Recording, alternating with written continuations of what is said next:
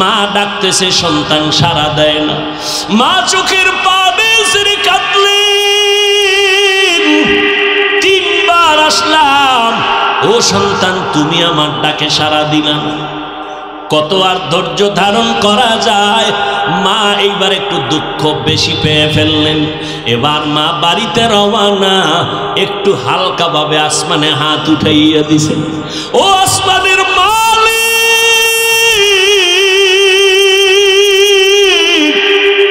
কত ধৈর্য ধারণ করব, মনটারে মানাইতে পারি না রে মালিক। আসমানে একটু বলে দেই রে মাওলা, আমার সন্তান তোমার ইবাদত করনেওয়ালা বান্দা। আমি মা আইসা ডাকলাম, 1 দিন 2 দিন 3 দিন সাড়া দিল না। ও আল্লাহ, তোমার কাছে হালকা ভাবে একটু নালিশ দেই, আমার সন্তানটারে জেনাকারিনী নারীর চেহারা না দেখাইয়া মরণ দিবা না। বেশি কঠিন বরদোয়া করে নাই। যদি কইতো জেনা না করাইয়া মরণ দিবা না, তো কঠিন হয়ে যাইত। কিন্তু একজন আল্লাহর খাস বান্দার জন্য এটাও বড় একটা বিচার। মা আসমান আল্লাহর কাছে নালিশ দিয়ে দিছেন, আমার সন্তান আমার 3 দিনের ডাকে সাড়া দেয় না। একটু নালিশ দিলাম, আমার ওই আবেদ সন্তানটাকে জেনাকারিনী নারীর চেহারা না দেখাইয়া তুমি মরণ দিও না। সাথে সাথে মায়ের কথাটা আরশে আজিমের মধ্যে কবুল হয়ে গেছে, কবুল হয়ে গেছে মায়ের আরজি। কে ফিরাবে? মা দোয়া করে, মাঝখানে কোনো পর্দা থাকে না আরশে আজিম পর্যন্ত।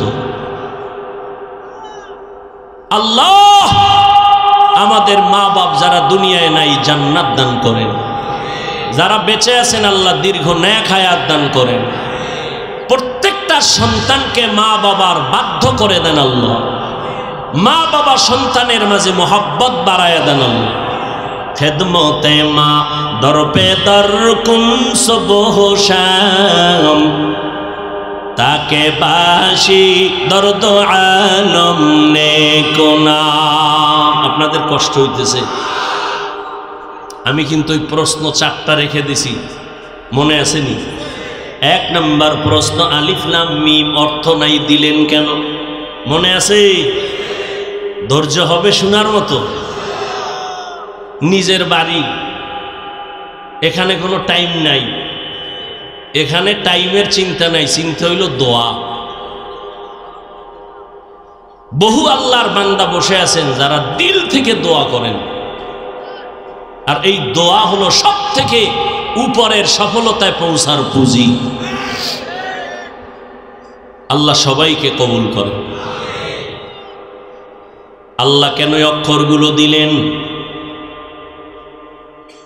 যেই অক্ষরের কোনো অর্থ নাই কেন দিলেন?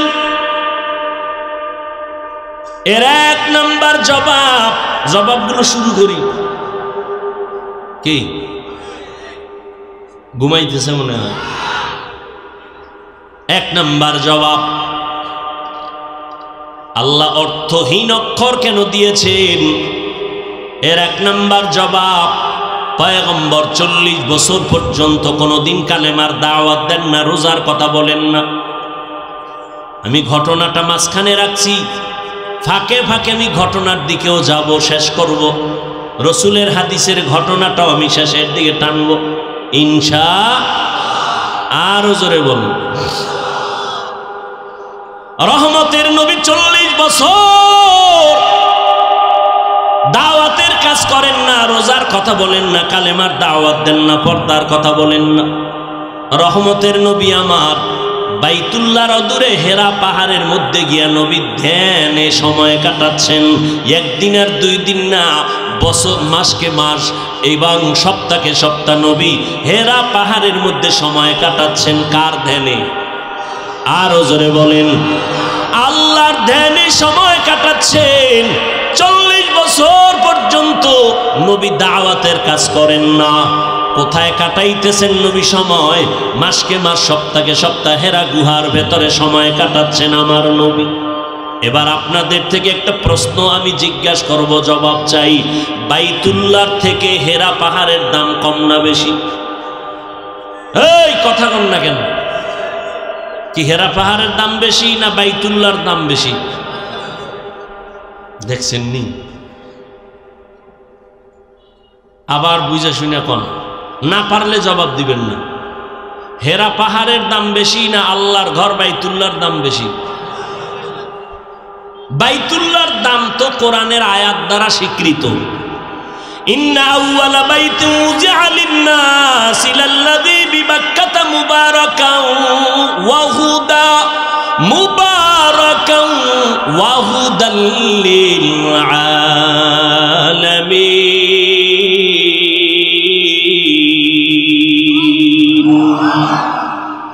আল্লাহ বলেন, আমি জমিনটা বানানোর পর জমিনের মধ্যে কোনো বাসিন্দা পাঠাই নাই, বড় একটা ঘর আমি আগে বানাইলাম, ইবাদতের ঘর। বসবাসের ঘর না ইবাদতের ঘর? ইবাদতের ঘর আমি আল্লাহ বানাইলাম। কারণটা কি? বসবাসের জন্য কেন ঘর বানাই নাই? এই জমিনের চিফ গেস্ট আমি মানুষকে বানাইয়া পাঠাবো। মানুষ আমি বসবাসের জন্য দুনিয়ায় পাঠাবো না, আমি মানুষ পাঠাবো ইবাদতের জন্য।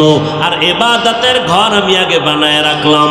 আমি ইবাদতের ঘর বানাইছি, আর বান্দার বসবাসের ঘর হবে জান্নাত। এইবার বলেন না, হেরা পাহাড়ের দাম বেশি না বাইতুল্লাহর দাম বেশি? সবাই জবান খুলে বলেন।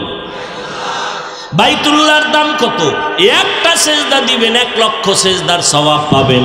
একবার আল্লাহ বলবেন 1 লক্ষ বার আল্লাহ বলার সওয়াব পাবেন। একবার সুবহানাল্লাহ বলবেন 1 লক্ষ বার সুবহানাল্লাহর সওয়াব আল্লাহ দান করবেন। এত দামি বাইতুল্লাহ, যেই বাইতুল্লাহ দিয়ে তাকাইয়া থাকবেন সওয়াব। আল্লাহর ঘর, এত দামি ঘর, নবী এই ঘর বাদ দিয়া হেরা পাহাড়ে কেন সময় কাটাইলেন? মাসকে মাস, সপ্তাহে সপ্তাহ। এই প্রশ্নের জবাব আমার দেশের মাওলানা সাহেবরা যদি ভালো করে জানতেন, কোনদিন পীর আউলিয়াদের বিরুদ্ধে কথা বলতেন না। আউলিয়ারা কারে উকবা এখতিয়ার, জাহেলারা কারে দুনিয়া এখতিয়ার। মাইলে মোমেন সোয়ে মোমেন মিশাওয়াত, মাইলে কাফের সোয়ে কাফের মিশাওয়াত। 1 নম্বর জবাব হলো, নবীজির 40 বছর পরে হেরা পাহাড়ে কোরআন নাজিল হলো। নবী কোরআন তেলাওয়াত করে করে উম্মতের শোনায়, আর বলে আল্লাহর কালামের উপরে ঈমান আনো। বেঈমান মুশরিকরা কয় মুহাম্মদ কোরআন শরীফ নিজে নিজে বানায়, কয় এটা আল্লাহর কালাম। আল্লাহ কয় মুহাম্মদের কালাম না আল্লাহর কালাম? এর জবাব দিলাম আলিফ লাম মিম। এই মক্কার মুশরিক বেঈমানেরা, মুহাম্মদ যদি কোরআনটা নিজে নিজে বানাইতো, আলিফ লাম মিমের অর্থ মুহাম্মদ জানতো। মুহাম্মদ নিজেও যেহেতু জানে না আলিফ লাম মিমের অর্থ কি, এটাই প্রমাণ এ কোরআন মুহাম্মদ বানায় না, এটা আল্লাহর কালাম। 2 নম্বর জবাব, অক্ষর দিলেন, অর্থ ছাড়া কেন দিলেন? তার 1 নম্বর জবাব দিলাম। 2 নম্বর জবাব হলো, আমার আল্লাহ এই অক্ষরগুলো দিয়া মুমিনের ঈমানকে পরীক্ষা করে। এই দুনিয়ার মুমিনেরা, আমার মাওলার কোরআন তুমি বুঝলে মানবা নাকি না বুঝলেও মানবা? যারা বলবে আল্লাহর কোরআন বুঝলেও মানি না বুঝলেও মানি, তারা ঈমানওয়ালা। আর যারা বলে আল্লাহর কোরআন বুঝলে মানি না বুঝলে মানি না, তারা বেঈমান। আমগো বাংলাদেশে কিন্তু ফেতনা বেশি। ইউটিউব খুললেই দেখবেন ফেতনার আওয়াজ। একদল আলেমরা বলতেছেন কোরআন না বুঝা পড়লে কোনো সওয়াব নাই, লাভ নাই। যারা বলবে তারা ভণ্ড, বাতেল। যারা বলে কোরআন না বুঝে পড়লে লাভ নাই, বলো আলিফ লাম মিমের অর্থ কি? হ্যাঁ সব মুফাসসিরের কেরাম সবাই নিচে দিয়ে লেখে আলিফ লাম মিমের অর্থ রহস্য আল্লাহ ভালো জানেন, আমি জানি না। তো না জানি না তুমি এটা মানোনি? যদি কয় মানি তুমি ইমানদার, যদি বলো মানি না তুমি বাইতুল মুকাদ্দাসের ইমাম হলেও কথার কথা তুমি বেঈমান। কয়টা জবাব হইল? ধৈর্য হবে। 3 নাম্বার জবাব হলো আল্লাহ মুমিনের ঈমান পরীক্ষা করলেন। আমরা আল্লাহর কোরআন বুঝলেও মানি, না বুঝলেও মানি। আর আল্লাহ সবাইকে বুঝার মতো একভাবে ক্ষমতা দিবেন না। যদি সবাই একই ধরনের কোরআন বুঝতো তো এত লাইনে তাফসির হইতো না। অনেকগুলো তাফসির অনেক লাইনের ভেতরে। এরপরে জবাব হলো আমার কোরআন আলিফ লাম মিমের দ্বারা সারা দুনিয়ার অহংকারীদের জবাই করেছেন আমার আল্লাহ। এই পারনেওয়ালা মাস্তানেরা নিজেরে বড় বড় মনে করো, আমার মতো বক্তা বড় কেউ নাই, আমার মতো ইমাম খতিব কেউ নাই, আমার মতো বড় মুহাদ্দিস কেউ নাই, আমার মতো বড় মুফতি সাহেব কেউ নাই, আমার মতো মুজাহিদ কেউ নাই, আমার মতো বড় মুবাল্লিগ কেউ নাই, আমার মতো প্রিন্সিপাল কেউ নাই। আল্লাহ কয় তুই এত পারো, এত পারো, এত পারো। একটু কোরআনের দরজার মধ্যে অক্ষর দিলাম আলিফ লাম মিম, এতই যে তুই পারো আলিফ লাম মিমের দরজায় গিয়ে একটু আলিফ লামের ব্যাখ্যা কর। সেখানে যাইয়া কও ওয়াল্লাহু আ'লামু বিমুরাদিহি বিযালিক, আল্লাহ ছাড়া কেউ জানে না, আমি জানি না। ওখানে যাইয়া যখন কেউ জানি না, ওই জানি নাটা ভিতরে ঢুকাইয়া ক আমি বড় জাননেওয়ালা না বড় দুর্বল। লিকুল্লি শাইইন যিনাতুন ফিল ওয়ারা ওয়া যিনাতুল মারই তামামিল আদাবি আজ খোদা খাহিমে তৌফিক আদব বে আদব মাহরুমে গাশ আজ ফজলে রা। অহংকারী আছে না নাই? আমি অনেক বড় আলেম। এত বড় আলেম তুমি যদি হও তো আলিফ লাম মিমের তরজমা করো। কোরআন শরীফের দরজায় ঢুকতেই আলিফ লামের তরজমাটা কইরা ঢুকো। কয় পারি না। কয় না পারার মতো নিজেরে ছোট মনে করো। যদি ছোট মনে কইরা ঢুকো কিছু পাইবা, আর যদি বলো আমি আমি তো কিচ্ছু পাইবা। আচ্ছা, সব থেকে বড়র বড় বড়র বড়, এত বড় মুফতি, এত বড় মুহাদ্দিস, এত বড় আলেম, এত বড় বক্তা, এত বড় পীর, এত বড় মুজাদ্দিদ, এত বড় মুবাল্লিগ, এত বড় মুজাহিদ, সবগুলোর গোড়া সর্বশ্রেষ্ঠ রাহমাতুল লিল নবীরে আল্লাহ সেই কোরআন দিয়া কি কয় জানেননি? নবী কি খুশি আমি এমন এলেম পাইছি। কয় কি এলেম? কয় উতিতু ইলমাল আউয়ালিন ওয়াল আখিরিন, আল্লাহ আমাকে আউয়াল আখিরের এলেম দান করেছেন। নবী খুব খুশি। এবার আল্লাহ কয় নবী আমি না জানি আমার এলেমের গোডাউন থেকে কি পরিমাণ আপনাকে দিলাম। আপনি তো লাফাইতেছেন, অনেক পেয়েছেন। আমি কি দিছি আপনি জানেননি?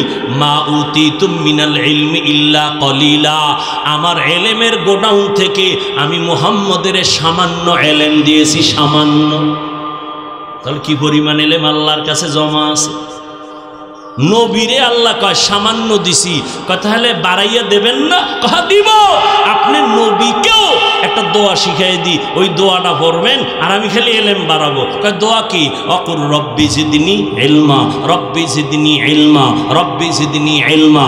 নবীও দোয়া পড়ে, ও আল্লাহ এলেম বাড়ায় দাও, এলেম বাড়ায় দাও। আমার নবীর আল্লাহ এলেম বাড়ায় দিতেছেন, রব্বি জিদনি ইলমা। মাদ্রাসার ছেলেরা, মাদ্রাসার বাচ্চারা এই দোয়াটা পড়েনি। পড়তে পড়তে আল্লাহ এলেমের দরজা খুলে দেয়। হাজী ইমদাদুল্লাহ মুহাজির মক্কি রাহমাতুল্লাহ আলাই অল্প কিতাব পড়িয়া আল্লাহর দরবারে কান্নাকাটি করেছেন। আমার আল্লাহ কিতাব ছাড়া ইলমে লাদুনি সিনার মধ্যে ঢুকায় দিয়েছে। ইলমে রায় জাজু করদন বেহিসাব খলকে রাদা দন জবাবে বাসওয়া। হ্যাঁ, কয়টা জবাব হয়েছে মনে নাই? থাক, মনে থাকার দরকার নাই, খেয়াল রাখেন। 4টে জবাব হয়ে গেছে। হুশ নাই আপনাদের, ঘুম আসতেছে, পেরেশান, বাসার থেকে টেলিফোন আসতেছে তাড়াতাড়ি যাওয়ার জন্য। আল্লাহ সবাইকে হেদায়াত দান করুন। আর একটা জবাব দেই না, এরপরে সামনে আগাই। শেষ জবাবটা দিলাম, এরে ভাইজানেরা, এই আলিফ লাম কিন্তু লেখক জানে, পাঠক জানে না। যিনি লেখছেন তিনি আমার আল্লাহ, আল্লাহ জানেন আর কেউ জানেন না। যেমন ভিজিটিং কার্ড আছে না, কার্ডের মধ্যে অনেকে লেখে HMA মালিক, লেখে না লেখে না। তো একজনে তর্জমা করতেছে H হাফেজ সাহ, M Maulana, A Abdul Malik. তো যার কার্ড হে ধৈর্য কয়, ভাই কি তাফসির করতেছো? কয় এখানে HMA মালিক, আমি H দ্বারা তাফসির করলাম, তুমি হাফেজ সাহ। কয় তওবা ইস্তেগফার কর, জীবনে মাদ্রাসায় ঢুকি নেই, তুই আমারে হাফেজ সাহ বানাইলি কেমন? এম দ্বারা মাওলানা, কয় খোদার কসম জীবনে আমি মাওলানার মাও বুঝি না, তাই তুমি HM দিয়া কি বুঝাইলা? কয় আমি জানি, তুমি পাঠক জানো না। বলে কি জানো? কয় H দ্বারা বুঝাইলাম আমি একজন হাজী সাহেব। আর এম দ্বারা বুঝাইছি মোহাম্মদ, হাফেজ মোহাম্মদ আব্দুল মালিক। আলিফ লাম মিমের অর্থ অবশ্যই আছে, আমার আল্লাহ জানেন, কোনো মাখলুকরা জানে না। শেষ জবাব, 6টা হয়ে গেছে। শেষ জবাব, নবীও জানেন। এতক্ষণ প্রথম কি কইছিলাম? নবীও জানেন। তার উম্মতেরে বলেন নাই কেন? সাহাবায়ে কেরামেরে বলেন নাই কেন? কই এটা বন্ধুর সাথে বন্ধুর কথা বলার পাসওয়ার্ড। পাসওয়ার্ড আছে না নাই? বন্ধুর সাথে কথা বলার পাসওয়ার্ড। আরো কথা আছে, ছেড়ে দিলাম, ঢুকলাম সামনে। ঢুকবো? জালিকাল কিতাব, মনে আসেনি প্রশ্ন? হাদাল কিতাব হবে, জালিকাল কিতাব কেন বলছেন? হাদাল কিতাব, এই কিতাব, এই কোরআন কেন আল্লাহ বললেন? ওই কোরআন, কোরআন তো অনেক কাছে, কেন দূরের বললেন? প্রশ্নের 1 নাম্বার জবাব হলো, আল্লাহ তাআলা এখানে ওই বলিয়া উদ্দেশ্য হলো আসলেই হাদাল কিতাব, এটা জালিকা দ্বারা একটু মর্যাদা বাড়ায় বলেন হাদাল কিতাব, এটা এই কিতাব। ওই 2 নাম্বার জবাব হলো, ও বান্দা তুমি যে মনে করছো ওই কিতাব যে আল্লাহ বলছেন, এখানে উদ্দেশ্য হলো, কথা ঠিক আছে, জালিকাল কিতাব এটা ওই কিতাব। কয় কেন? বলে ওই কিতাব বলার উদ্দেশ্য হলো ওই আদম নবী থেকে ওই ঈসা নবী পর্যন্ত আল্লাহ যত এলেম তাদেরকে দান করেছেন, এটা ওই এলেমের সমষ্টিগত একটা কিতাব হলো কোরআন। ওই আদম নবীর এলেমও কোরআনে আছে, ওই নূহ নবীর এলেম কোরআনে আছে, ওই ইব্রাহিম নবীর এলেম কোরআনে আছে। জমিউল উলুম বলা হয় কোরআনের এলেমকে। আল্লাহর কোরআন এটা ওই মুসা নবীর থেকে আল্লাহর ইলম এখানে জমা করা হয়েছে। 3 নাম্বার জবাব, যদিও কোরআন শরীফটা আপনার আমার কাছে, কিন্তু এর ভেতরের ব্যাখ্যা, মারেফত, হিকমত আপনার আমার মেধার থেকে অনেক দূরে, অনেক দূরে। শের জবাব হলো, এখানে আল্লাহর কোরআন ওই কিতাব বলতে কই জানেননি? ওই কই নিচে না উপরে? ওই লাউহে মাহফুজ। কটা কই? কই আসমানের সাথে নাকি? বলে না, এখান থেকে প্রথম আসমান 500 বছরের পথ। প্রথম আসমানটা মোটা 500 বছর। নবী বলেন আমি এক একটা আসমান ভেদ করলাম, প্রত্যেকটা আসমানে 2টা করে দরজা আছে। আমি নবী দেখলাম দরজার মধ্যে নূরের তালা লাগানো, চাবি হলো বিসমিল্লাহ। আমি মেরাজে গেলাম, দরজাগুলো খোলা হলো, প্রত্যেক দরজার পেছন ভিতর দিকে দারোয়ান দাঁড়ানো আছে। এইভাবে প্রথম আসমান ভেদ করলাম। উপরে যাইয়া দেখি এরকম একটা খালি মহাশূন্য, 500 বছর বছরের দূরত্ব, এর উপরে দ্বিতীয় আসমান, এর উপরে আবার খালি জায়গা, আবার গেলাম, এরপরে 3 নম্বর আসমান, এর উপরে আবার খালি জায়গা, প্রত্যেকটা আসমানে 2টা করে দরওয়াজা। যাইতে যাইতে যাইতে যাইতে 7ম আসমানে গেলাম। 7ম আসমান ভেদ কইরা যাইয়া দেখি আসমানের উপরে একটা নূরের কাবা বানানো, নূরের ঘর। ওই নূরের ঘরটার নাম বাইতুল মামুর। ওই ঘরটার চতুর্দিক থেকে ফেরেশতারা তাওয়াফ করে। ইব্রাহিম নবী ট্যাগ লাগাইয়া বাইতুল মামুরের সাথে বসে আছেন। ওই ঘরটা 70,000 ফেরেশতারা এক সিরিয়ালে তাওয়াফ করে।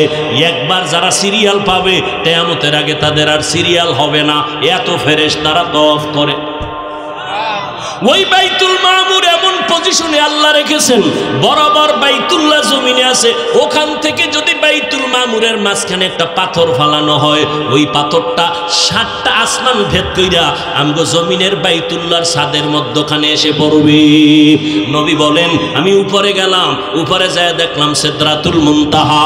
ওখানে একটা বিশাল বড় বড়ই গাছ, বড়ই গাছের পাতাগুলো হাতির কানের মতো, এক একটা বড়ই হলো তেলের ড্রামের মতো। এরপরে আমি ওখান থেকে রওনা হয়ে গেলাম আল্লাহর বাড়িতে। আল্লাহ আমারে দাওয়াত দিছেন বন্ধু বন্ধুরে দেখার জন্য। আমি যাইতেছি রফরফের মধ্যে, অনেক আমি বসে আছি চুপচাপ, যাইতেছি দেখতেছি আগুনের মাঝখান দিয়া যাইতেছি, আগুন পাড়াইতেছি, আগুনের পরে অন্ধকার অন্ধকার অন্ধকার। অনেক উপরে যাইয়া দেখি এক পর্যায়ে পানি আর পানি আর পানি। ওই পানি পার হইয়া আরো যখন উপরের মধ্যে যাইতেছিলাম, হঠাৎ কইরা দেখি ওই পানির উপরে হঠাৎ আল্লাহর বানানো নূরের তৈরি আরশে আজিম। 8 জন ফেরেশতারা আরশে আজিমটা কাদের মধ্যে নিয়ে দাঁড়ানো। ওরা জানে না ওদের কাদের মধ্যে কি আছে। 8 জন ফেরেশতার কাঁধে আরশে আজিম, তাদের পা হলো 7 জমিনের নিচে। নবী বললেন আমি আরশে আজিমের মধ্যে ঢুকলাম, ঘুরে ঘুরে দেখতেছি আরশে আজিমের পাশে সুন্দর একটা বড় তক্তা আছে। তক্তার মধ্যে 30 পারা কোরআন লেখা আছে। যেই সিস্টেমে ওই তক্তার মধ্যে আরশে আজিমে যেভাবে কোরআন লেখা, বর্তমানেও কোরআনটা ওইভাবেই সাজানো। ওখানে আলহামদু সূরা প্রথম, এখানে আলহামদু সূরাটাও প্রথম। ওখানে সূরায়ে বাকারা প্রথম, দ্বিতীয়, এখানেও সূরায়ে বাকারা দ্বিতীয়। আল্লাহ কয় জালিকাল কিতাব, এটা জমিনের কিতাব না, এটা ওই লাউহে মাহফুজের কিতাব। ই কালামে জিন্দা কুরআনে হাকিম, হিকমতে উলায়া জামাস্তু কাদিম। এরপরে আরো কথা ছেড়ে দিলাম, জালিকাল কিতাবু লা রাইবা ফি। বলছিলাম কোরআনের মধ্যে কোনো সন্দেহ নাই। আল্লাহ কেন তারপরও বললেন সন্দেহ নাই? বললেন কেন? আল্লাহ তাআলার এই কথার জবাবে মুফাসসিরিনে কেরাম লেখেন, ওরে যদিও সন্দেহ নাই, বড় বড় বেঈমানেরা কোরআনকে সন্দেহ করেছিল। আল্লাহ তাদের চ্যালেঞ্জের মোকাবেলায় বলে আমার কোরআন এমন একটা কিতাব, এর মধ্যে কোনো ভুল নাই। চেষ্টা অপচেষ্টা করিয়াও কেউ ভুল বের করতে পারে নাই, বরং বহু বিধর্মীরা কালেমা পড়ে মুসলমান হয়েছে। হুদাল্লিল মুত্তাকিন, মুত্তাকিনদের জন্য কোরআন হেদায়াত। মুত্তাকিনরা তো এমনি হেদায়েতের উপরে আছে, আবার কোরআন তাদেরকে কিসের হেদায়েত করবে? এর জবাব হলো হেদায়েতের উপরে থাকলেও ভয় না জানি আবার লাইনচ্যুত হয়ে পড়ে যায়। আল্লাহ তাআলা বলেন কোরআন ধরে রাখ, ইস্তেকামাতের মাকাম আল্লাহ দান করবেন, লাইনচ্যুত হবে না, আল্লাহ তাআলা দৃঢ়তা দান করবেন। 2 নম্বর জবাব হলো আল্লাহ তাআলা মুত্তাকিনদেরকে নিজের কুদরতের হেফাজতে জান্নাতে পৌঁছায় দিবেন। মুত্তাকিন কারে বলে? যাদের মধ্যে তাকওয়া আছে, আল্লাহর ভয়। আল্লাহর ভয় যাদের মধ্যে থাকবে তাদের নাম মুত্তাকি। মুত্তাকিনদের জন্য দুনিয়াতে পুরস্কার হলো 6টা, আখিরাতে পুরস্কার হলো 2টা। টোটাল কয়টা? দুনিয়াতে মুত্তাকিনদের জন্য পুরস্কার 6, আখিরাতে পুরস্কার 2। আখিরাতের প্রথম পুরস্কার বিনা হিসাবে জান্নাত। আখিরাতে মুত্তাকিনদের দ্বিতীয় পুরস্কার হলো পর্দা ছাড়া হবে আমার মাওলার সাথে মুলাকাত। ইয়া ইলাহি মুঝসে মুঝকো दूर कर, ताके देखो मुझ में तुझको एक नजर। या इलाही तू मेरा माबूद है, या इलाही तू मेरा माशूक है। एरे আল্লাহর বান্দারা, মুত্তাকি যদি হইতে পারো, মালিকের সাথে মোলাকাত হয়ে যাবে রে গোলাম। আমার মাওলার দেখা তোমার সাথে হয়ে যাবে। আল্লাহর সাথে মোলাকাতের জন্য বান্দা তাকওয়া অর্জন করো। বেশি বেশি নামাজের নাম তাকওয়া না, বেশি বেশি জিকির করার নাম তাকওয়া না, বেশি বেশি নামাজ পড়ার নাম তাকওয়া না, বেশি বেশি তাসবিহ টানার নাম তাকওয়া না। তাকওয়া কাকে বলে? গুনাহের থেকে বেঁচে থাকার নাম হলো তাকওয়া। গুনাহ থেকে নিজেকে বাঁচাও। আল ইহতিরাজানিল মাসিয়া, গুনাহ থেকে বাঁচাইতে পারলেই তুমি মুত্তাকিন। আল্লাহ তাআলা বলেন মুত্তাকিনদের জন্য চূড়ান্ত পুরস্কার হলো আমি মাওলা। যারা দুনিয়াতে আমার মোহাব্বতের পাগল, আমি মাওলাকে পাওয়ার জন্য তার দিলের মধ্যে জল্পনা কল্পনা, কখন আমার মালিকের আমি পাই, কখন আমার মাওলার সাথে মোলাকাত হবে। আল্লাহ কয় বান্দা, আমার মোলাকাত হাসরের ময়দানে আমি জান্নাতের মধ্যে ঢুকার পরে জান্নাতীদেরকে জান্নাতে বসাইয়া আমি ফেরেশতাদের বলবো, আমার বান্দাদের জিজ্ঞাসা করো মনের কোনো আশা আসেনি? আল্লাহর বান্দা জান্নাতে বায়া বলবে, জান্নাত পেয়েছি, আবার কিসের আশা? কয় জান্নাতের মালিকের দেখছো? বলে না দেখি নাই। কয় দেখতে মনে চাইনি? বলে হ্যাঁ মালিকের দেখতে মনে চায়। আল্লাহ তখন অর্ডার করবেন, এ ফেরেশতারা স্টেজ সাজাও, সুন্দর করে স্টেজ বানাও। আমি মাওলা আমার আশিক যারা পাগল, দুনিয়াতে আমি মাওলাকে পাওয়ার জন্য আরামে ঘুমাইতে পারে নাই, খানা খাইতে পারে নাই। দুনিয়াতে সবাই পাগলের দল, কেউ টাকার পাগল, কেউ বাড়ির পাগল, কেউ নারীর পাগল, আর একদল পাগল হলো এরা আমার মাওলা পাওয়ার পাগল।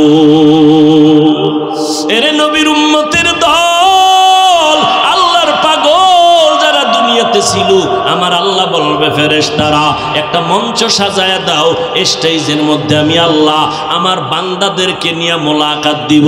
আমার বান্দা যারা আমাকে দেখার জন্য বিভোর হয়ে ছিল, আমাকে পাওয়ার জন্য কখনো মসজিদে দৌড়াইতো, কখনো ওয়াজের প্যান্ডেলে, কখনো কোরআন নিয়ে বসে যাইতো, কখনো রাতের ঘুমের মধ্যে ভোর রাতে যখন সবাই ঘুমায় সেজদায় পড়ে আমি মাওলারে ডাকা শুরু করত।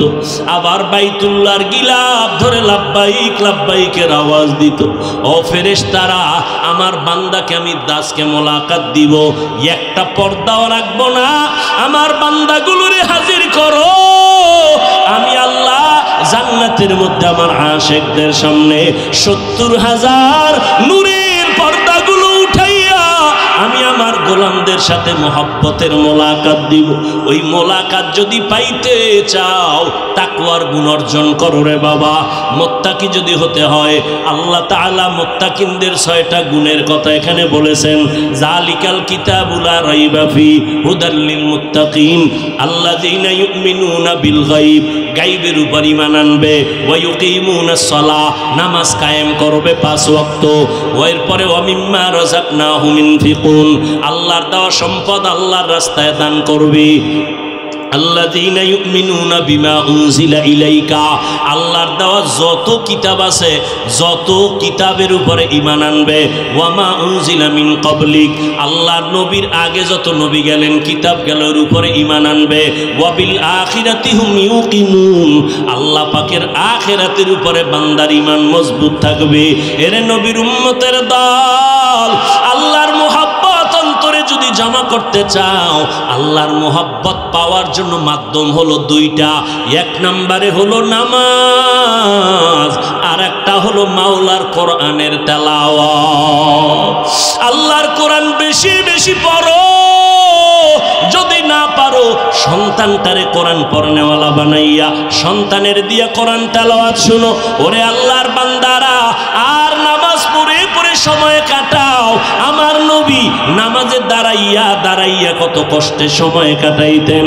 এরে নবীর উম্মতের দল, বেঈমান মুনাফিকরা নবীরে যতই গালি দিত, আমার নবীর তেলাওয়াত শোনার জন্য বেঈমানেরা গোপনে পেছনে দাঁড়ায় যাইত।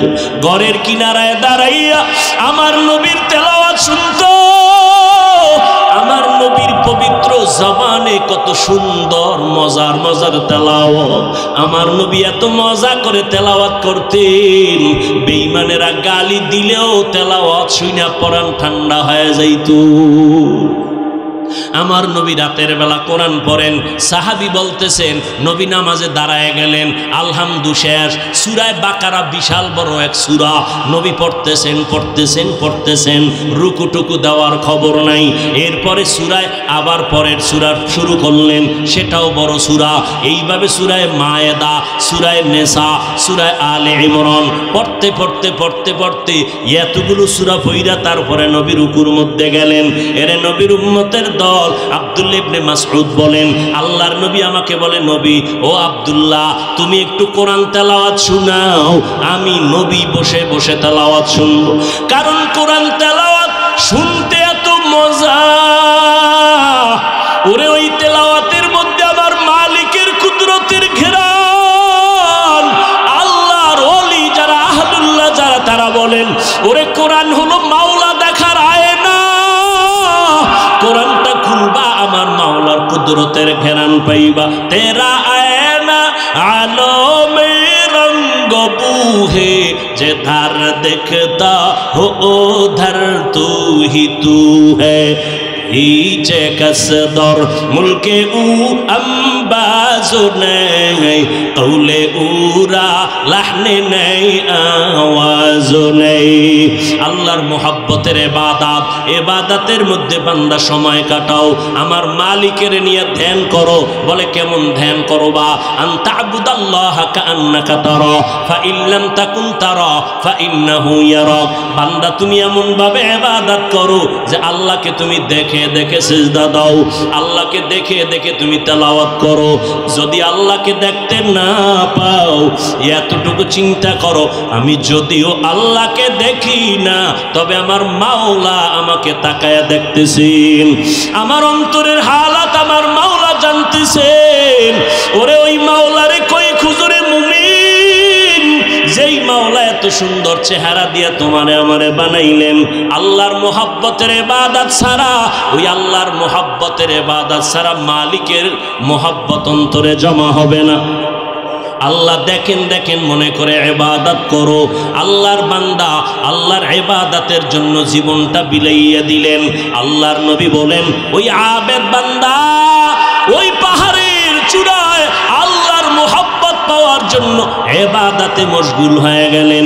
দুনিয়ার কোনো খেয়াল নাই, মা পর্যন্ত ডাকে ডাকে কোনো সাড়া নাই।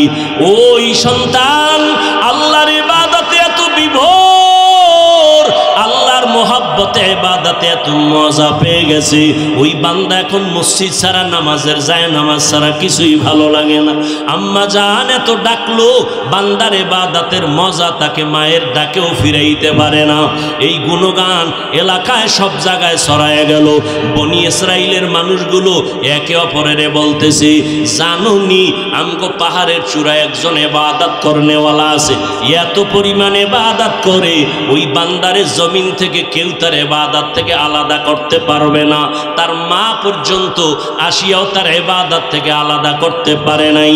এইবার একজন ওই এলাকার সুন্দরী নারী, এত সুন্দরী সুন্দরী নারী রমণী, হঠাৎ কইরা প্রশংসা শুইনা কয়, আমি পারবো ওই আল্লাহর গোলামকে আমার দিকে আকৃষ্ট করে আল্লাহর মুহাব্বত থেকে আলাদা করে দিব। আল্লাহর বান্দিকে বনি ইসরাইলের লোকেরা বলে কোনোদিন তা সম্ভব হবে না। এই কথা বলার পর আল্লাহর বান্দি ওই রূপসী রমণী দৌড়াইয়া চলে গেল, পাহাড়ের চূড়ায় গিয়া হাজির। আল্লাহর বান্দা ইবাদতে নামাজে দাঁড়ানো, ওই মহিলা সুন্দরী রমণীটা ওই বান্দার সামনে গিয়া দাঁড়ায় গেল। বান্দার মন নিজের দিকে ফিরাবার জন্য যত অপকৌশল কোনোটা বাদ রাখে নাই করলো, কিন্তু এক সেকেন্ডের জন্য ওই আবেদ বান্দাকে তার দিকে ফিরাইতে পারে নাই। মহিলা চিন্তায় পড়ে গেল, এটা কেমন ইবাদত করনেওয়ালা বান্দা, আমি এত কৌশল করলাম, আমার ইবাদতে সে আমার দিকে নজর দিল না। এইবার অপকৌশল করার জন্য বের হয়ে গেল। মেয়েটা নাইমা পাশে একটা চেটিয়াল ময়দান, ওই ময়দানের ভেতরে একটা রাখাল বকরি চড়াইতেছে। ওই মহিলাটা যাইয়া ওই রাখালের সাথে বিভিন্ন অপকর্মে লিপ্ত হইয়া গর্বের মধ্যে একটা অবৈধ বাচ্চা নিল, ছেলে সন্তান। ছেলেটা যখন দুনিয়াতে আসছে, ওই জাহান্নামী নারীটা, ওই বাচ্চাটা জিনার অবৈধ বাচ্চা, রাখালের অবৈধতার কারণে পেটে বাচ্চা দুনিয়াতে যখন আসলো, এই মহিলাটা এত খারাপ, ওই বাচ্চাটারে কোলের মধ্যে নিয়া এলাকায় ঘুরা ঘুরা কয়, তোমরা এতদিন যারা তো সুনাম গাইছো ইবাদত করনেওয়ালা পাহাড়ের চূড়ায়, দেখো এই যে আমার কোলে বাচ্চা, এই বাচ্চাটা হলো তোমাদের সেই ইবাদত করনেওয়ালা বান্দার বাচ্চা, অবৈধ, আমার সাথে জিনা করেছে। বাচ্চা কার? রাখালের। মহিলা ঘুরে ঘুরে বলতেছে, এই বাচ্চাটা হলো ওই ইবাদত করনেওয়ালা। আমার মাওলা কয়, ওয়ামাকারু ওয়ামাকারাল্লাহ ওয়াল্লাহু খায়রুল মাকিরিন।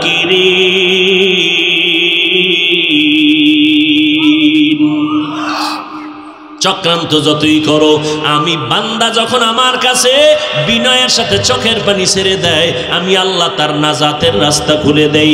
আম্মাই ইউজিবুল মুজতাররা ইজা দাআ ওয়া ইয়াকশিফুস সু, আমি আল্লাহ তার জন্য দোয়া কবুল করে বিপদ থেকে হেফাজত করি। আল্লাহর বান্দার যখন এই ঘটনা ছড়ায় গেল, মানুষ এলাকার লাঠি নিয়া রেডি হয়ে গেল। আমরা আবেদ বান্দা এত গুণগান গাই আল্লাহর ওলির, তার খবর এই রকম, লাঠি নিয়ে রওনা, পাহাড়ের চূড়ায় উঠা এরপরে বাসাগুলো ভেঙ্গে দিল।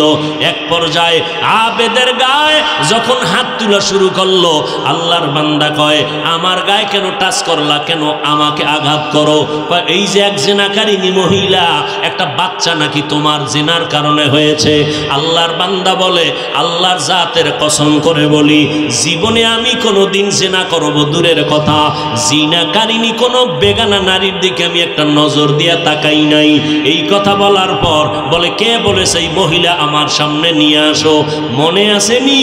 মা কিন্তু নালিশ দিয়েছিলেন আল্লাহর কাছে, জেনাকারিনী মহিলার চেহারা না দেখাইয়া আমার আবেদ সন্তানের কবর দিবা না। এবার আবেদ ডাক দিয়া কয়, কই ওই সুন্দরী জেনাকারিনী মহিলাটারে নিয়ে আসো, আমার সামনে দাঁড়ায় বলুক।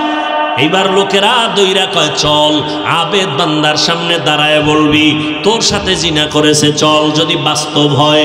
মহিলা যখন বাচ্চা নিয়া পাহাড়ের চূড়ায়, আল্লাহর বান্দা নিচে নেমে আসছে, মহিলাও হাজির, এলাকার সব মানুষও হাজির হয়ে গেল। আল্লাহর বান্দা 2 রাকাত নামাজ এমন ভাবে পড়েছেন, সিজদায় গিয়া কয়, রে মালিক, তুমি ছাড়া আমার আপন কেউ নাই, আমি কোনো অপরাধ করি নাই মাওলা, তুমি তো জানো, তুমি হকের বিজয় দান করিও। আল্লাহর বান্দা কান্নাকাটি করিয়া নিচে নাইমা আসার পরে এইবার কয়, কোন মহিলা? বলল, মহিলা সামনে আসো। মহিলা যখন আল্লাহর বান্দার সামনে এসে দাঁড়ায় গেল, এইবার জিনাকারিনীর চেহারা দেখলনি। কথা বলেন না কেন? জিনাকারিনীর চেহারা তো দেখতেই হলো, মায়ের আরজি কবুল হয়ে গেছে। এইবার কয়, এই মহিলা, তুমি আমার নামে অপবাদ দিছো? বলে, হ্যাঁ। এই সন্তান কার? বলে, তোমার। বাচ্চাটা আমার কোলের মধ্যে দাও। আল্লাহর বান্দা বাচ্চাটা যখন কোলের মধ্যে নিছে, দুধের শিশু কোলের মধ্যে নিয়ে আল্লাহর আবেদ গোলাম বাচ্চাটারে ডাক দিয়ে কয়, এই বাচ্চা কথা বল, তোর বাবার নাম কি? বল ও বাচ্চা, তোর বাবাকে বল। নবী হাদিস শুনাইতেছেন সাহাবায়ে কেরামদেরকে। ওই বাচ্চাটা যখনই আওয়াজ দিল, বাচ্চার জবান খুলে গেল। বাচ্চার সাথে সাথে উঁচু কণ্ঠে ডাক দিয়া কয়, আমার বাবা হলো ওই বকরির রাখাল। আউলিয়ারা কারে উকবা ইখতিয়ার, জাহেলারা কারে দুনিয়া ইখতিয়ার। মাইলে মোমেন সোয়ে মোমেন মিশাওয়াত, মাইলে কাফের সোয়ে কাফের মিশাওয়াত। এর এলাকার যুবক ও পর্দার আড়ালের আম্মা জানেরা, বোনেরা, আল্লাহ তাআলা আপনাদের এত মর্যাদা দান করেছেন, আল্লাহর কাছে তওবা করেন। আল্লাহ তাআলা আপনাদের মর্যাদা কিয়ামত পর্যন্ত বাড়ায় দিয়েছেন, কেউ আর নতুন করে বাড়াতে পারবে না। আপনারা সাহাবায়ে কেরামদের মায়ের মতো মা, আপনারা আলেম ওলামাদের মায়ের মতো মা, আপনারা নবীদের মায়ের মতো মা, আপনারা আয়েশা রাদিয়াল্লাহু তাআলা আনহার মতো নারী, খাদিজা রাদিয়াল্লাহু আনহার মতো নারী, ফাতেমা রাদিয়াল্লাহু আনহার মতো নারী, আপনারা ঈসা নবীর মা মারিয়াম আলাইহা সালামের মতো নারী, আপনারা ইসমাঈল নবীর মা হাজেরা আলাইহা সালামের মতো নারী, আপনারা বেঈমান ফেরাউনের স্ত্রীর নাম কি? জোরে বলেন। আসিয়া, যেই ফেরাউন আল্লাহকে আল্লাহ বলে মানে না, নিজেরে খোদা বলে দাবি করলো, ওই ঘরের মধ্যে ফেরাউনের স্ত্রী আসিয়া আমার আল্লাহর গোলাম পাগল হয়ে গেল। ও আম্মা জানেরা, ওই আসিয়া কত দামি একজন নারী, স্বামী বড় বেঈমান, আল্লাহ বিরোধী, নিজের বড় খোদা বলে দাবি করলো। আর তার ঘরের মধ্যে ওই আসিয়াকে আল্লাহ এমন ভাবে কবুল করলেন, মূসা নবীর সোহবতের কারণে আল্লাহ তার ঈমান দান করলেন। আসিয়া একদিন মাথা আশ্রাইতে গিয়া হাতের থেকে চিরুনিটা মাটির মধ্যে পড়ে গেল। হঠাৎ করে তিনি আল্লাহ বলে ডাক দিলেন। ফেরাউন পাশে দাঁড়ানো, ডাক দিয়া কয়, আসিয়া কার নাম বলেছ? বলে আমার মালিক, আমার মাবুদের নাম বলেছি। এতদিন গোপন রাখছি, বলি না, এখন আর গোপন রেখে লাভ নাই। ফেরাউন বলে, আমি তো বড় খোদা, তুমি আবার কোন খোদারে মানো? কয়, মূসা নবীর যিনি আল্লাহ, আমি আসিয়ারও সে আল্লাহ।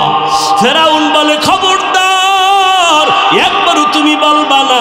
বলে, না, আমি ওই মুসার খোদার উপর ঈমান আনছি, আর থেকে এক চুল পরিমাণ পেছনে যাব না। আল্লাহর বান্দির ঈমানটা এত তাজা। ফেরাউন ডাক দিয়ে কয়, রে আসিয়া, এটা আর বলবা না। বলে, এর উপরে আমার মন হয়ে গেলে আলহামদুলিল্লাহ। এবার ফেরাউন বহু অপকৌশল খাটাইয়া যখন আসিয়াকে ফিরাইতে পারে না, বলে, আমার কানের মধ্যে একবার তুমি আমারে খোদা বলে স্বীকার করো। আসিয়া ডাক দিয়ে কয়, রে বেঈমান ফেরাউন, ওরে আমি এমন মালিকের গোলাম, আমার আল্লাহ অন্ধ না, বধির না। আমি যদি চুপে চুপে কথাও বলি, কেউ শুনবে না, আমার মালিক আমার আল্লাহ শুনবেন। আল্লাহকে ফাঁকি দিয়া কিছু বলা যাবে না। আল্লাহর বান্দি আসিয়ার উপরে যখন অত্যাচার, ফেরাউন বলে, তোমাকে আমি ফাঁসির মঞ্চে ঝুলাবো। আসিয়া ডাক দিয়া কয়, ফাঁসির মঞ্চে ঝুলতে কোনো বাধা নাই, তারপর আমি ঈমানটা ফিরাইয়া দিতে পারবো না। আল্লাহর মোহাব্বত অন্তরে ঢুকাইছি, এই মোহাব্বত থেকে পিছনে যাব না। এইবার ফেরাউন আসিয়ার হাতে পায়ে রশি লাগাইয়া ফাঁসির মঞ্চে নিবে। হঠাৎ করে দেখে মূসা নবী রাস্তার পাশে দিয়ে হেঁটে যায়। ডাক দিয়া কয়, নবী মূসা, একটু জানাইবেন নি আপনার আল্লাহ আমার উপরে এখন কেমন অবস্থায় আছে? আল্লাহ আমার উপরে বেজার নাকি আল্লাহ খুশি? মূসা নবী ডাক দিয়া কয়, রে আসিয়া, আল্লাহ তোমার উপরে খুশি, তুমি ঈমানের উপরে মজবুত থাকো। আল্লাহর মোহাব্বত যার অন্তরে একবার ঢুকিয়া যায়, ওই বান্দাকে আর পিছনে সরানো বড় কঠিন হয়ে যায়। আসিয়া চোখের পানি ছেড়ে কাঁদে আর বলে, মালিক, ক্বালা রাব্বি ইবনি লি ইনদাকা বাইতাল জান্নাহ। ও মালিক, দুনিয়াতে আজ আমার কষ্ট, থাকার মতো ঘর নাই, তুমি তোমার কাছে জান্নাতে একটা ঘর বানায় দিও। হাসরের ময়দানে আমি যেন তোমার পাশে জান্নাতে থাকতে পারি রে আল্লাহ। আজ আমার তোমার উপর ঈমান আনার কারণে এই বিপদ।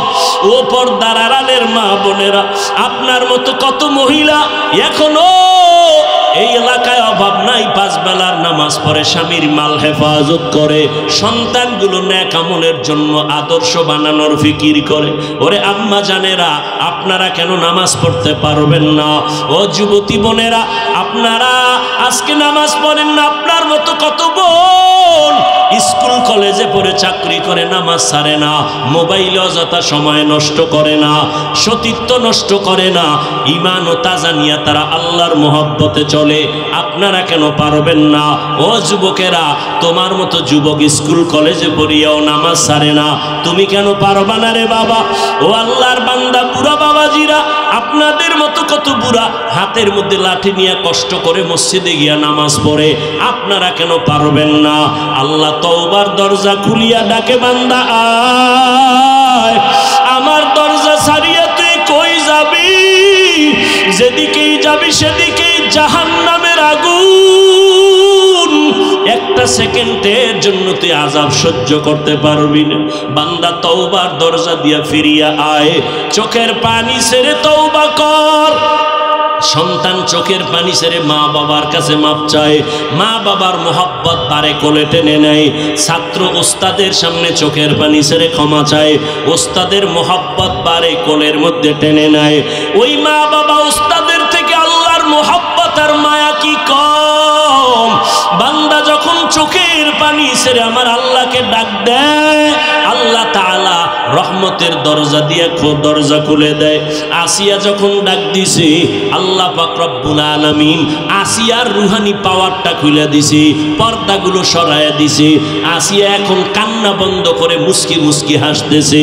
ফেরাউন ডাক দিয়া কয়, রে আসিয়া, বিপদের সময় এখন তোমার ফাঁসি হবে, তুমি কেন কান্না বন্ধ করে হাসো? আসিয়া ডাক দিয়ে কয়, কপাল পোড়া, তুমি বুঝবা না, আমি রুহানি পাওয়ার দিয়ে দেখতেছি আসমানের ভিতরে লক্ষ লক্ষ ফেরেশতারা হাজির, জান্নাতে আমাকে স্বাগতম দিয়ে নেওয়ার জন্য তারা পাগল হয়ে আছেন। এখন আমার মরণ হবে, আল্লাহর মোহাব্বতের বন্ধনে আমি চলে যাব।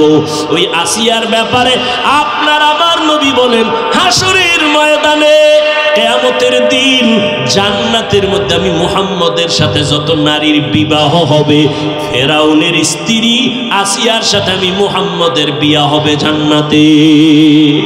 বেঈমান ফেরাউন, তার স্ত্রী আসিয়া কত ধন্য। ও পর্দার আড়ালের আম্মা জানেরা, কয়দিনের দুনিয়ায় বাঁচবেন? আল্লাহর কাছে তওবার দরজা খোলা, চোখের পানি ছেড়ে তওবা করেন, সন্তানগুলো আদর্শওয়ালা বানায় যান। এই জমিনে যত সন্তান আসছে সব হলো মায়ের অবদানের কারণে। ইমাম গজালি রাহমাতুল্লাহ আলাইহি বলেন, প্রত্যেকটা সন্তানের জন্য মা হলো প্রাথমিক শিক্ষিকা। আল্লাহর মোহাব্বত নিয়ে মা সন্তানকে যা শিখাবে, সন্তান তাই শিখবে। এরে আল্লাহর বান্দারা, জীবনে তো কম অপরাধ করেন নাই।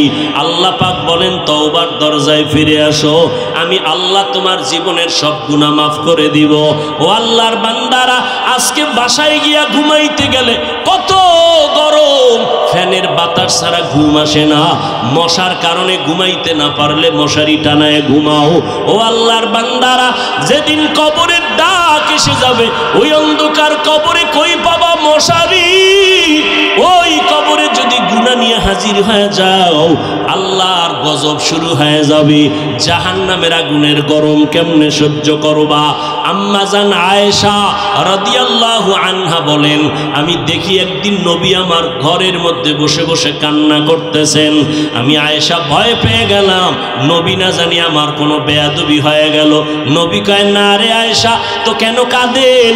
নবী বলেন, আয়েশা, হাসরের ময়দানের ভয়ঙ্কর অবস্থার কথা আমার মনে পড়েছে, এই জন্য কান্না করি। আমার উম্মতের কি উপায় হবে?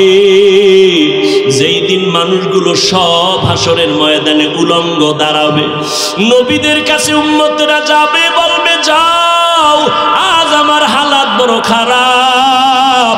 আদম নবী কান্না শুরু করবেন, মূসা নবী কাঁদবেন, উম্মতেরে ভুলিয়া যাবেন, ঈসা নবী কান্না করবেন। আম্মা জান বলেন, নবী, উম্মতের শেষ পরিণতি কি হবে? নবী বলেন, আয়েশা, শেষ পর্যন্ত উম্মতগুলো আমার দরবারে এসে হাজির হয়ে যাবে। নবী আপনি কোথায় থাকবেন তখন? নবী বলেন আয়েশা, আমি আমার মাওলার দরবারে মাকামে মাহমুদ সেজদায় পড়ে কান্না করব। মুসা নবী কাঁদবেন, আল্লাহ আমাকে বাঁচাও। নিজেকে বাঁচানোর জন্য ঈসা নবী কাঁদবেন, ইব্রাহিম নবী কাঁদবেন। আর আমি দয়ার নবী একবারও বলবো না আল্লাহ আমাকে বাঁচান। আমি সেজদায় পড়ে শুধু বলবো আল্লাহ আমার উম্মতের বাঁচান। আমার একটা উম্মত যেন জাহান্নামের আগুনে না যায়। আমার উম্মত জাহান্নামে গেলে আমি আর সহ্য করব না। আমার আল্লাহ তখন ডাক দিয়া বলবে, নবী মাথা উঠান, আপনি কাঁদবেন না। আপনার উম্মতগুলো ধরে ধরে আপনি বাছাই করে করে জান্নাতের পথে নিয়ে যান। আমি তখন আমার উম্মতগুলো বাছাই করে করে যখন নিয়ে যাব, আম্মা জান আয়েশা বলেন, কোটি কোটি মানুষের মধ্যে উম্মত চিনবেন কি করে? আমার নবী কয়, আয়েশা আমার উম্মতগুলো যখন হাসরের ময়দানে চলন্ত থাকবে, আমার উম্মত যারা দুনিয়ায় 5 বেলার নামাজ 5 ওয়াক্ত ওযু বানাইয়া নামাজ পড়ছে, ওদের ওযুর জায়গাগুলো নূরের আলোতে ঝলমল করতে থাকবে। আমি আমার উম্মতগুলো ধরে ধরে হাউজে কাউসারের কিনারায় নিয়ে যাব।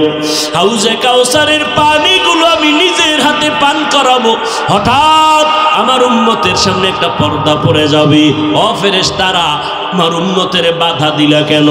ফেরেশতারা বলবে, আল্লাহ ও নবী আপনার উম্মত আপনি চলে যাওয়ার পরে সুন্নতের জবাই করতো, আমল করতো না, নিজেও নামাজ পড়ে নাই, অন্যে নামাজ পড়ে পছন্দ করে না, নিজেও টুপি পরতো না, দাড়ি রাখতো না, অন্যে টুপি পরলে দাড়ি রাখলে পছন্দ করে নাই, নিজেও জিকির করে না, অন্যে জিকির করে পছন্দ করে না, নিজেও হালাল ভাবে খায় না, যারা হালাল ভাবে খায় তাদেরও পছন্দ করে না। আল্লাহর নবী বলবেন তখন, সোহকান সোহকা লিমান গাইয়ারা মিন বাদি, উম্মত আমার থেকে দূর হয়ে যাও, আমার দিনকে তোমরা পরিবর্তন করেছো, সুপারিশ হবে না। ও আল্লাহর বান্দারা, নবী ওই দিন যদি তাড়ায় দেয়, জাহান্নাম ছাড়া উপায় হবে না। এই জন্য আল্লাহর নবী হাসরের ময়দানের কথা ভেবে যদি কান্না করেন, সাহাবায়ে কেরাম চোখের পানি ছেড়ে কাঁদেন। ও আল্লাহর বান্দারা, তওবার নিয়ত করে আল্লাহকে মনে মনে ডাকো, আল্লাহ এই ময়দানে আমার মতো গুনাহগার কেউ নাই। ও আল্লাহ, গুনার কারণে আমার হাত না পাক, আমার চোখ না পাক, আমার জিহ্বা না পাক, আমার অন্তর না পাক। আজকে থেকে তওবা করে নিলাম, জীবনে আর জবান দিয়া গালি দিব না, গীবত করব না, জীবনে হাত দিয়া কারো বিরুদ্ধে কিছু লিখবো না। রে আল্লাহ, তোমাকে রাজি করে নবীর তরিকা মেনে চলবো, মা বাবার দোয়া নিয়ে চলবো, আর উলামায়ে কেরামের পরামর্শ নিয়ে চলবো। তওবা করার যদি নিয়ত হয়, খাঁটি নিয়তে দুটো হাত আমার আল্লাহকে দেখাইয়া দেই। আয় আল্লাহ, হাতগুলো কবুল করে নেন, তওবা কবুল করে নেন, তওবার উপরে মজবুত হইয়া চলার মতো তৌফিক দান করেন, আমিন।